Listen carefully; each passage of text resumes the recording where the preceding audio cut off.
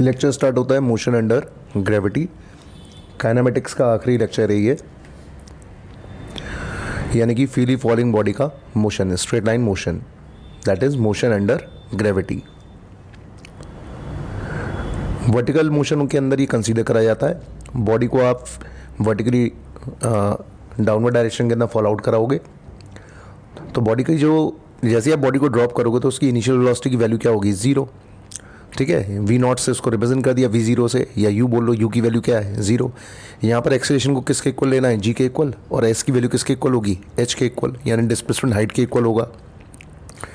तो मान लो कि आपने एक बॉडी को यानी एप्पल को मान लो ड्रॉप किया, वर्टिकल हाइट कितनी है वाई, ठीक है, और यू की वैल्यू क्या है, ज़ीरो, क्योंकि ड्रॉप किया गया है। ठीक, तो फाइनल वेलोसिटी ग्राउंड पे कितनी है वी, इनिशियल वेलोसिटी कितनी है, ज़ीरो, और हाइट कितना कवर हुआ वाई डायरेक्शन के अंदर, ठीक है, वो एच के इक्वल हुआ। जब डाउनवर्ड डायरेक्शन के अंदर हो तो एक्सेलरेशन की वैल्यू को आपको जी के इक्वल ले लेना है, और प्लस यानी एक्सेलरेशन जो होगा वो प्लस के जी के इक्वल होगा।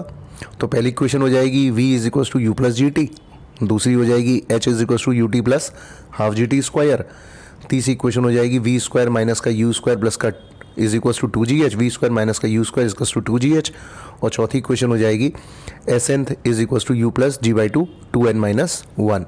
तो ये हो गई चार इक्वेशन डाउनवर्ड डायरेक्शन के अंदर। अब अगर ड्रॉप किया गया तो यू की वैल्यू क्या कर दोगे, जीरो के इक्वल। तो जैसे आप यू की वैल्यू जीरो के इक्वल करोगे तो फर्स्ट इक्वेशन हो जाएगी v is to g t के इक्वल, तो यहाँ वेलोसिटी डायरेक्टली प्रोपोर्शनल किसके हो गया, टाइम के।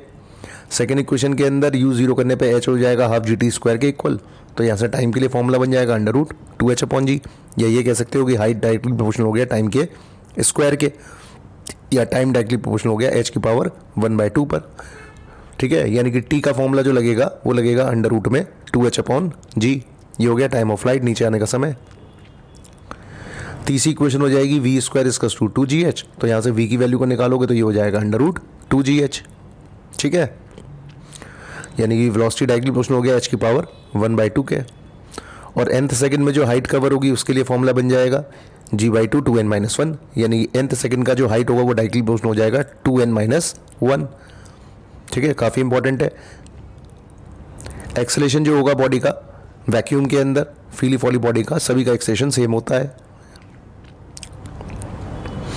अब ये जो इतने भी रिजल्ट्स आ रहे हैं, इन सभी रिजल्ट्स के अंदर एक्सेलरेशन जो है वो कांस्टेंट है जी के इक्वल, सही है। अब अगर मान लो वैक्यूम के अलावा कोई और मीडियम है तो जी की जो इफेक्टिव वैल्यू होगी उसके लिए एक जनरल फॉर्मूला होता है G dash is to G one minus D M upon D B. ये फॉर्मूला तब लगाते हैं जब बॉडी को ड्रॉप किसी मीडियम में किया जाता है और वो मीडियम एयर या वैक्यूम को छोड़ के कोई और मीडियम है, ठीक है ना।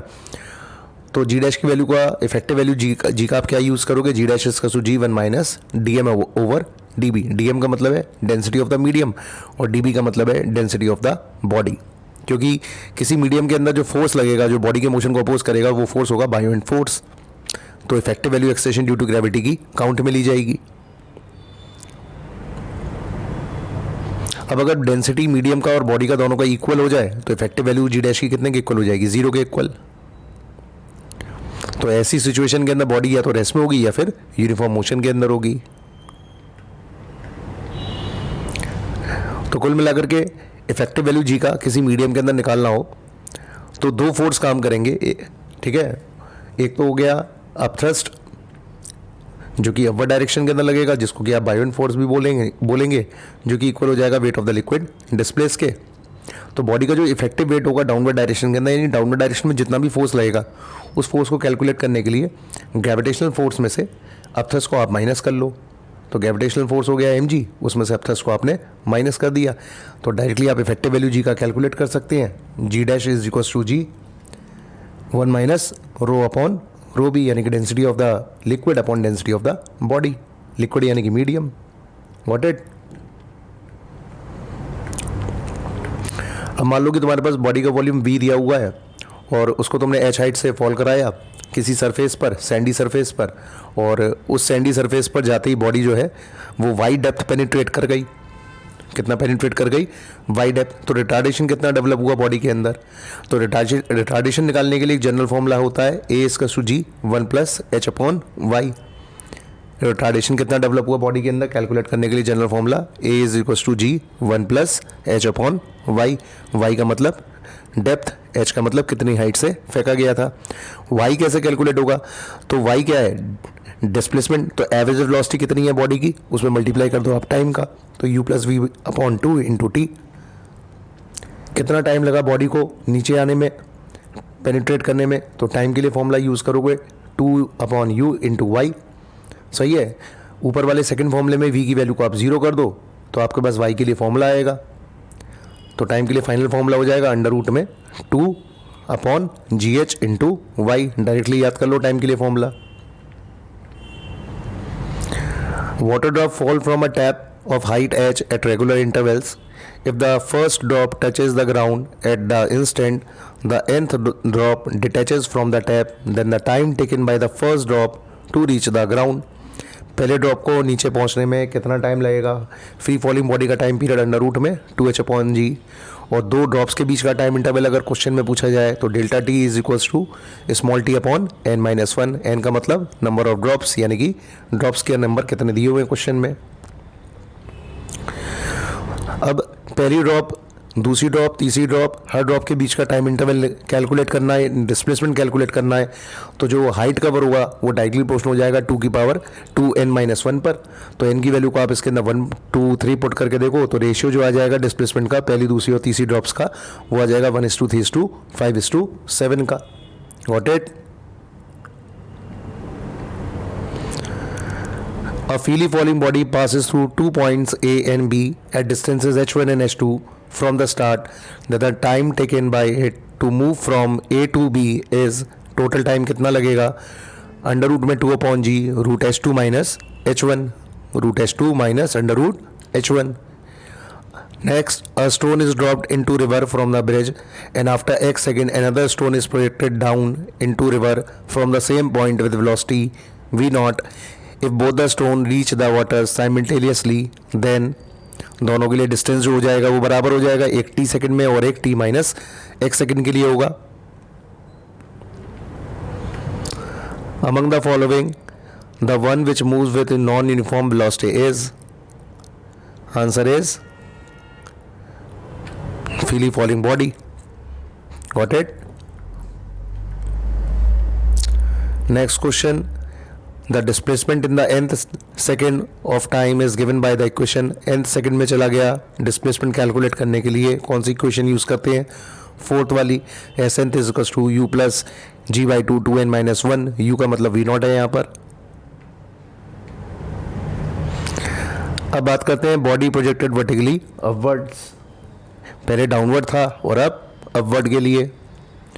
तो जब आप बॉडी को अपवर्ड फेंकोगे तो फाइनल वेलोसिटी हाईएस्ट पॉइंट पे हो जाएगी 0। हाईएस्ट पॉइंट पर फाइनल वेलोसिटी की वैल्यू क्या हो जाएगी, 0। इनिशियल वेलोसिटी 0 नहीं होगी। अब क्योंकि मोशन अपवर्ड डायरेक्शन में है तो मोशन ऊपर है, ग्रेविटी नीचे काम कर रही है, तो एंगल कितना हुआ दोनों के बीच 180 डिग्री। तो एक्सेलेरेशन की जो वैल्यू हो जाएगी वो माइनस के जी के इक्वल हो जाएगी। तो पहली इक्वेशन हो जाएगी v equals to you minus G T. दूसरी इक्वेशन हो जाएगी h equals to you t minus half G T square. तीसरी इक्वेशन हो जाएगी v square equals to you square minus का 2gh। तो एक्सेलेरेशन माइनस जी के इक्वल करना है। तो ये तीनों इक्वेशन आ गई आपके पास निकल करके। ठीक, थर्ड नंबर की इक्वेशन है s n equals to you minus g by 2 2n-1, क्योंकि एंगल वेलोसिटी वेक्टर और एक्सेलेरेशन वेक्टर के बीच एंगल कितना है 180 डिग्री, और cos 180 की वैल्यू क्या होती है -1। तो बीच में माइनस साइन आएगा, यानी एक्सेलेरेशन को माइनस जी काउंट करना है। मैक्सिमम हाइट कितनी गेन करेगी बॉडी, तो हाईएस्ट पॉइंट पर फाइनल वेलोसिटी 0 हो गई, तो थर्ड इक्वेशन का यूज़ कर लो, V square equals to you square, V square is equals to you square minus का 2gh। इस फॉर्मूले में वी की वैल्यू को 0 के इक्वल पुट कर लो तो यू स्क्वायर की वैल्यू 2gh के इक्वल हो जाएगी। तो h के लिए आंसर आ जाएगा you square upon 2g। You square मतलब वी नॉट स्क्वायर, तो एच मैक्स के लिए answer you square upon 2g और we not square upon 2g। तो एच मैक्स के लिए फॉर्मूला जो भी आ रहा है वो डायरेक्टली प्रोपोर्शनल किसके है, यू स्क्वायर के। अब ये जो हाइट आ रहा है वो मास पर डिपेंड नहीं कर रहा है, तो हाइट का रेशियो निकालना है तो वेलोसिटीज के रेशियो का स्क्वायर कर लीजिए। Got it. टाइम कैसे कैलकुलेट करोगे, तो टाइम एसेंट का और डिसेंट का बराबर होगा, कितना होगा, फर्स्ट इक्वेशन से आप निकाल लो, V equals to you minus ji T से, तो वी की वैल्यू 0 कर दो, तो टाइम के लिए फॉर्मूला आ जाएगा यू अपॉन जी। एसेंट का जो टाइम है वही डिसेंट का टाइम होगा। टोटल टाइम कितना हो गया, तो टोटल टाइम निकालने के लिए एसेंट प्लस डिसेंट का टाइम कर दीजिए, तो आंसर हो गया 2u अपॉन जी या 2v0 अपॉन जी। टाइम डायरेक्टली प्रोपोर्शनल किसके हुआ, इनिशियल वेलोसिटी के।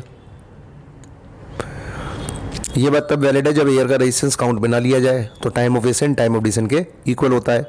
लेकिन अगर एयर का रेजिस्टेंस काउंट में लिया जा रहा है तो एसेंट का जो टाइम होता है वो डिसेंट के टाइम से स्लाइटली कम होता है। तो ऐसी सिचुएशन के अंदर बॉडी को नीचे आने में ज़्यादा टाइम लगेगा, ऊपर जाने में कम टाइम लगेगा। तो टाइम के लिए फॉर्मूला क्या यूज़ करोगे, u upon G plus F by M. F क्या है, फ्रिक्शनल फोर्स, एयर का रेजिस्टेंस, ठीक है। ये तो एसेंट के लिए हो गया, ऊपर जाने में जी प्लस है और नीचे आने में जी माइनस है। एक और रिप्लेस किससे कर दोगे, एफ बाय एम से, फोर्स अपॉन मास से। क्वेश्चंस में आ जाओ। Velocity diagram of a body thrown vertically up is, body को ऊपर फेंका जा रहा है, वेलोसिटी टाइम ग्राफ की बात पूछी जा रही है, तो वेलोसिटी टाइम ग्राफ कैसा होगा, answer is straight line. Maximum height of a body thrown vertically up at the maximum height, final velocity क्या होती है, जीरो। मैक्सिमम हाइट पर फाइनल वेलोसिटी की वैल्यू क्या होती है, जीरो। लेकिन एक्सेलेरेशन क्या होता है, डाउनवर्ड डायरेक्शन में, तो एक्सेलेरेशन जीरो नहीं होता है। उसके बाद क्वेश्चन में कह रहा है कि displacement time graph of a body projected vertically up, तो डिस्प्लेसमेंट टाइम ग्राफ कैसा होता है, आंसर इज पैराबोला। सही है। अब आता है body projected vertically up from a tower, H height के टावर पे से खड़े हो गए, बॉडी को आपने और ऊपर फेंका,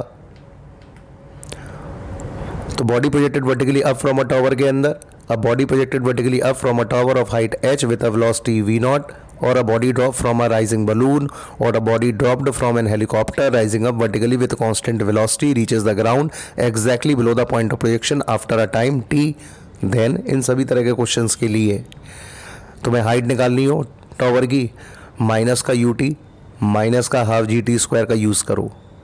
कितना टाइम लेगी बॉडी ग्राउंड पे पहुंचने में, उसके लिए फॉर्मूला नोट कर लो, u0 प्लस अंडर रूट में v0 square plus 2gh upon जी, जो v0 है उसका मतलब इनिशियल वेलोसिटी है। तो हाइट के लिए फॉर्मूला आ गया, टाइम के लिए फॉर्मूला आ गया। इस तरह के जितने भी क्वेश्चन है उनमें हाइट कैलकुलेट कैसे करनी है और टाइम कैलकुलेट कैसे करनी है, दोनों के फॉर्मूले ये हैं। वेलोसिटी ग्राउंड पे कितनी होगी, तो अंडर रूट में u स्क्वायर प्लस का 2gh। The height of the balloon by the time the body reaches the ground is half gt square।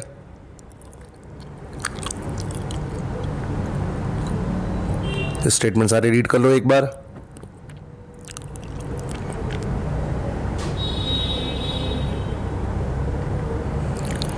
Combined time period के लिए formula under root T1 T2, height के लिए formula 1/2 T1 T2 और velocity के लिए formula 1/2 G T1 minus T2। तीनों फॉर्मूले बेहद इंपॉर्टेंट, डायरेक्टली लग जाएंगे क्वेश्चंस के अंदर।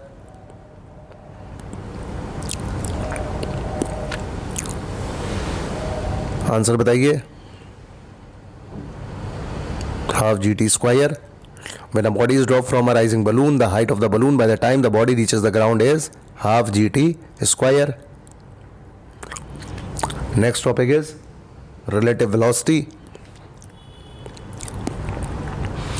ये relative velocity one dimensional motion का है, 2D का मोशन हम वेक्टर में डिस्कस करते हैं। तो बॉडी यहाँ पर वन डायमेंशनल मोशन के अंदर एक ही एक्सेस के अंदर मूव कर रही है। जैसे दो बॉडीज़ बस और कार दोनों चल रही हैं एक ही डायरेक्शन में, बस की रिलेटिव वेलोसिटी कार के रेस्पेक्ट में निकालनी है या कार की रिलेटिव वेलोसिटी बस के रेस्पेक्ट में निकालनी है, तो दोनों की वेलोसिटी पहले आप ग्राउंड के रेस्पेक्ट में निकालिए। तो velocity of body with respect to a second body, यानी आपने बस की वेलोसिटी सबसे पहले किसके रेस्पेक्ट में निकाली, ग्राउंड के रेस्पेक्ट में, नाम दे दिया VAG। क्या वैल्यू है इसकी, V1। बस की वेलोसिटी फिर आपने ग्राउंड के रेस्पेक्ट में निकाली, बस B की, पहले आपने कार ए की निकाली, कार को बस बोल दिया है, ठीक है। फिर B के लिए निकाला आपने ग्राउंड के रेस्पेक्ट में, तो VGB की जो वैल्यू VBG की जो वैल्यू हो गई वो हो गई V2। तो उसको आप अगर उल्टा कर हुए VGB, तो यानी कि velocity of ground with respect to bus निकालोगे तो इसका कितना हो गया, माइनस का V2। अब आपने बस A की वेलोसिटी B के रेस्पेक्ट में निकाली, तो नेट वेलोसिटी इसको ऐड किया, VAG प्लस VGB। VAG की वैल्यू V1 के इक्वल है और VGB की वैल्यू V2 के इक्वल है, तो वैल्यू आ गई निकल के V1 माइनस V2। अब बस b की रिलेटिव टू a निकालते हैं, तो इसके लिए हो जाएगा v2 minus v one. a का b के रेस्पेक्ट में निकाला v1 माइनस v2, b का a के रेस्पेक्ट निकाला v2 माइनस v1। जिसके रेस्पेक्ट में निकालना है उसकी वेलोसिटी को माइनस कर लो रिलेटिव वेलोसिटी कैलकुलेट करने के लिए। सही है। अब इस रिलेटिव वेलोसिटी का आपने कैलकुलेट किया पोजीशन टाइम ग्राफ, दो ऑब्जेक्ट हैं और वेलोसिटीज इक्वल है दोनों की, तो ये होता है उसका position time graph. This is position time graph of two object with equal velocities. इससे क्या कंक्लूजन निकल करके आया, यानी कि दोनों का जो पोजीशन टाइम ग्राफ आ रहा है वो स्ट्रेट लाइन है पैरेलल टू ईच अदर। अगला केस, पोजीशन टाइम ग्राफ आपको निकालना है और बॉडीज की वेलोसिटी अनइक्वल है। ठीक, दोनों की वेलोसिटीज अनइक्वल है। मान लो पहले वाली बॉडी की वेलोसिटी दूसरे से ज़्यादा है, तो ये उसका पोजीशन टाइम ग्राफ है। तो इस सिचुएशन के अंदर दोनों बॉडीज एक दूसरे को इंटरसेक्ट करेंगी किसी एक पॉइंट पर, यानी ग्राफ इंटरसेक्टिंग बनेंगे इसके। उसके बाद है position time graph of two object with velocities in opposite direction. अगर दोनों बॉडीज एक दूसरे के अपोजिट डायरेक्शन में चल रही है तो दूसरे की वेलोसिटी पहले के अपोजिट हो गई, v2 हो गया नेगेटिव, तो एक का ग्राफ डाउनवर्ड, एक का ग्राफ अपवर्ड। Got it. तो ये हो गया तीसरा केस रिलेटिव वेलोसिटी का। क्वेश्चन पढ़िए। A bird holds a fruit in its beak and flies parallel to the ground. It lets go of the fruit at some height. Describe the trajectory of the fruit as it falls to the ground as seen by the bird and by the person on the ground. Bird के respect में trajectory क्या होगी, तो bird के respect में trajectory, bird को fruit हमेशा straight line में ही गिरता हुआ दिखाई देगा, और जो पर्सन ग्राउंड पे खड़ा हुआ उसके रेस्पेक्ट में पाथ क्या होगा, पैराबोला। ठीक है, तो बर्ड के रेस्पेक्ट में पाथ क्या होगा, ऑलवेज स्ट्रेट लाइन। बर्ड को हमेशा कैसा दिखाई देगा, स्ट्रेट लाइन पाथ। और बाहर खड़े बंदे के रेस्पेक्ट में यानी पर्सन के रेस्पेक्ट में पाथ क्या हो जाएगा, parabola. Got it. Theoretical question काफी पूछा जाता है ये वाला।